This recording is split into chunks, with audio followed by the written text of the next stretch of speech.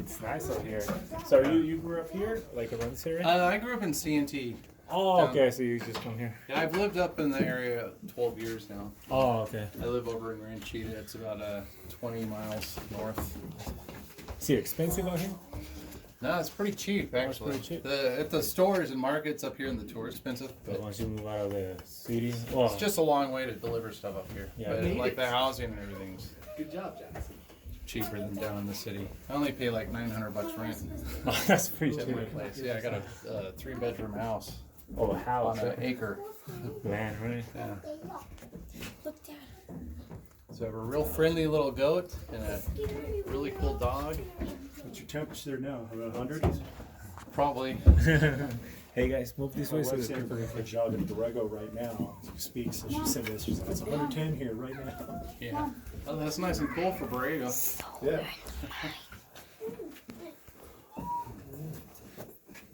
I see that. Go over there. You wanna go over there with you? I think with the air on and the windows up, you can keep it down to 110 inside your car. Everybody up the stairs yet? Yes. Oh, cool. Well, we have the set of the Powder Man's tools on this board right here. The Powder Man was the guy who was in charge of using explosives to clear some of the tunnel system out where the rock gets harder and denser. They can't use a pickaxe anymore. Now, what they would do is use those long drilling bars I showed at the entrance. They would drill 4-foot boreholes in the rock in a similar pattern every time, like the 5 on a dice. You have 2 holes at the top, 2 at the bottom, 1 in the center. Once they have all 5 of these boreholes 4 feet into the rock, they'll use these various tools to clean the debris out, like the suction gun to pull out the big stuff. They would just like give this handle a pull. It would suck everything in the tube. And then the swab stick here is basically a 5-foot Q-tip. That would take care of the rest of the dust. And dynamite was costly and hard to get delivered up here to Julian back in the mining days. So they went with black powder because you can go get black powder in bulk in big canisters. And they would roll the black powder up in a newspaper. You push that to the back of the borehole and then fill a hollow reed with powder for a fuse. Once you insert this reed fuse into the back of the charge, you have to fill the hole with dirt from the floor and pack it in as tight as you can with a tamping bar here. Because black powder is just loose gunpowder. It's not already contained in like a cartridge stick like dynamite is. So you have to do all the packing yourself. If you don't pack that dirt in good enough, once you light that powder, it's going to turn your borehole into a dirt gun. Just shoot everything out. Now, most of the mine crew would leave the mine for safety during blasting, but the poor old Powder Man had to stay behind and make sure all of his charges exploded. He would go a short way down the tunnel and hide in a jump hole. That would be a little hole they cut out of the side of the main tunnel. That's where he would sit and wait for all the fun to happen. You know, if something happened with one of these charges and it didn't go, it was his responsibility to come back and see what he did wrong. Because you can't have the whole mine crew coming back to work after blasting and have that slow fuse end their workday. Now I have an old picture here of the processing building for the High Peak mine before he donated this building for the war effort anyways. But what I'd like you guys to see is the lady in the white dress standing out front. Oh yeah. That's one of the miners' wives right there.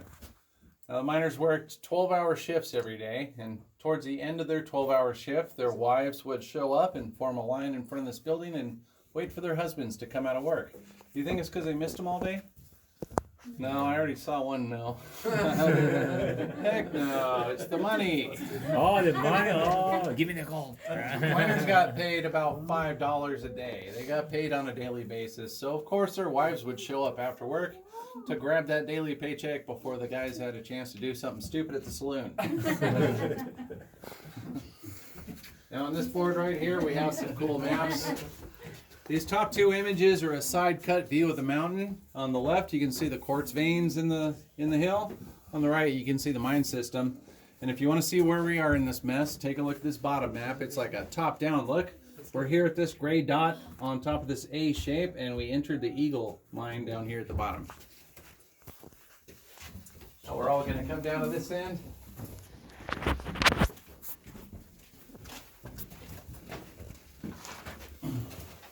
So there is still gold in here, right? There's a lot of gold still in here. So how come they don't work? They don't work to get it? It's not Well, worth it? doing this hard rock mining, you can't make the money. Besides that, it costs more than $250,000 to get your permits in order to start mining the hill again. You probably wouldn't make that money back because of all the costs they go out to get the stuff out of the hill. That's why they only do strip mining now to get these precious metals out of the ground, and they won't let that happen here because, you know, this is a historic place. We're sandwiched in between like National Park and things like that too anyways. And strip mining is absolutely devastating to nature.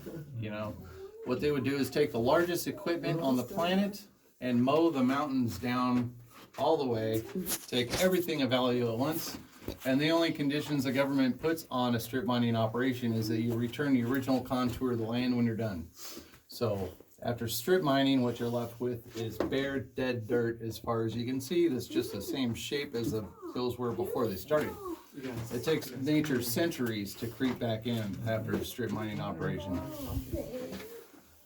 Now, besides the candle on the hat that we saw at the entrance, this was the only other source of light in the 1870s. It's a little iron spike that you could hammer in the wall for a stationary light. Or if I flip this candle over, I have this handy little hook. I could hang it on my belt or a little outcrop of rock.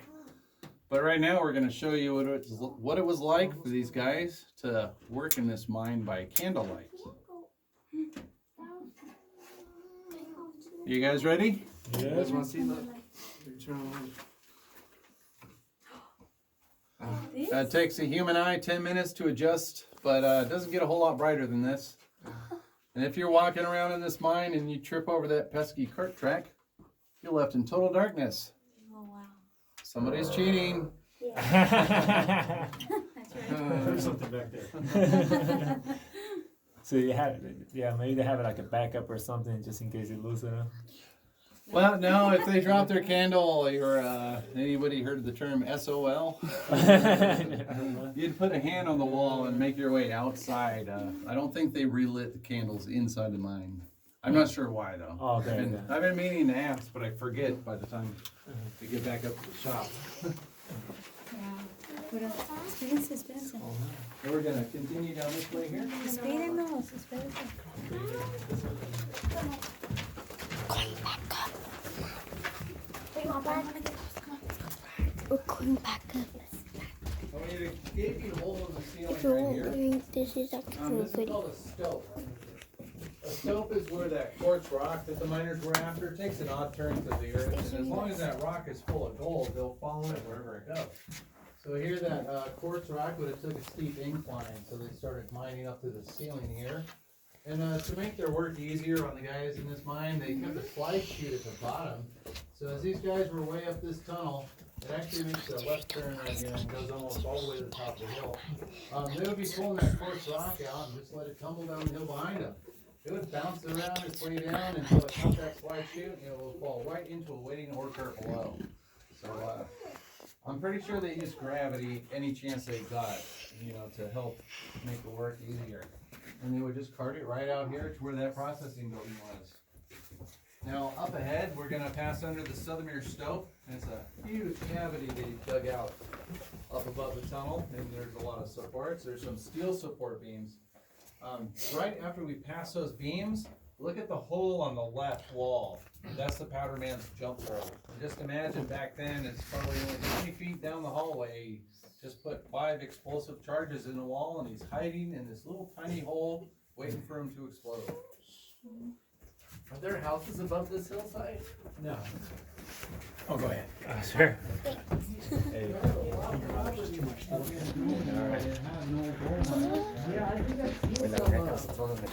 I'm gonna turn the light on. Ahí hay una. Can't turn the light on. No, don't turn it on. It's the experience. Don't touch it. Bill, don't touch it. Stop. Bill, stop. Don't touch it.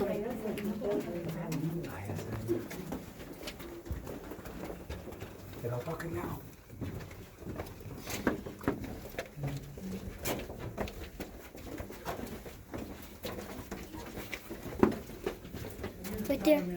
Look. No, not there. It's gonna be bigger than that. Now, every time he set off that series of 5 blasts, or 5 charges, it would send a wave of dirt and debris past this little jump hole and blow out his candle.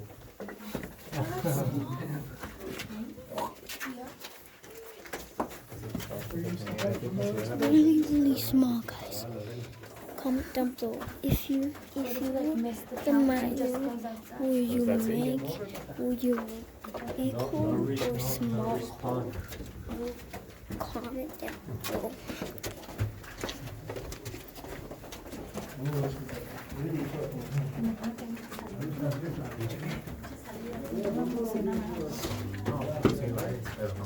I can only go back there where the rooms there's like 4 people. So if you guys want to go back there and take a look at the cool equipment we have stuck in the wall while I explain. Back here we have one of the first air-powered drills. Now once they invented this tool, they got one up here as soon as they could so they could use this drill to drill those 4-foot boreholes so they could use blasting to clear the tunnel system out. But this drill here is nicknamed the Widowmaker. We just need an air-powered machine that has enough energy that if the drill bit were to get caught and jammed in the rock wall, it'll right away spin that machine instead and kill the operator. Yeah. How much is $5 now? How much would it be? 3 times minimum wage, actually, so it's pretty good. Now, as soon as you get to look at the Widowmaker, hang a left at the intersection here and follow me out to the exit. We're only about 150 feet to go. How much is gold worth? A lot of money. Well, 150 years ago when they were mining it here, it was only $20 an ounce. A couple months ago it had gotten up pretty high, just over 2,000 an ounce, but I think now it's just sank down to like 1,200. Oh, it just dropped down again. Yeah, the price of the value of gold goes up and down with the rest of the economy.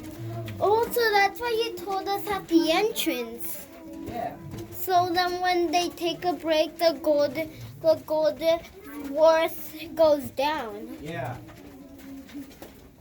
because they're not mining it. Yep, they want to make the most money they can. Guys, we're back to the entrance. I can feel it going I'm gonna take the trip at Santee. Because we have The 2 gold mines mountains. stuck together. So, we came out the same way, no, right? No, we're coming out the other side of the hill. Oh, nice. Get on there so I can take a picture of yours. Oh yeah, go ahead and throw them in there. No, no.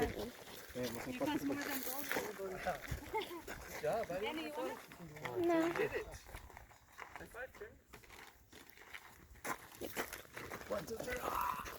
I only bust my head one time.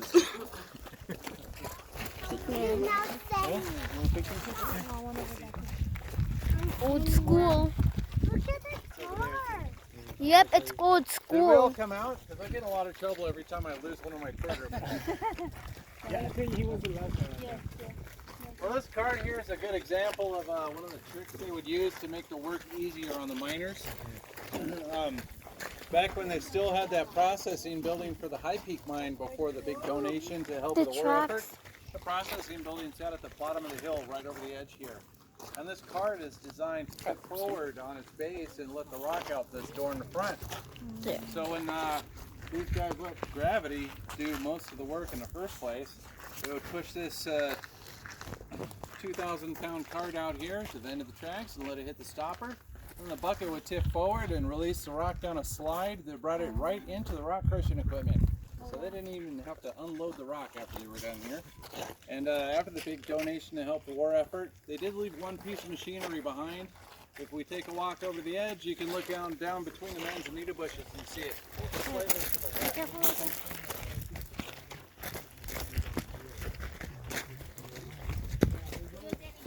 Be careful.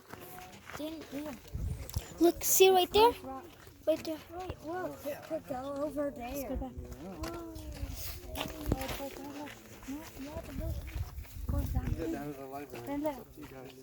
Oh, it's over there. No, that's not. You can't see it. It's over there. On the other side over there, down there. mine side, they actually had Like another all the way crew down there. waiting at the entrance for that cart to come out. So those guys didn't even get to come out of the Yeah, line. no, pero sin querer. Even when they were What is pushing that it? loaded cart out. Like a machinery they left. It's over there, Dad. I'm not. Bye, guys. Peace.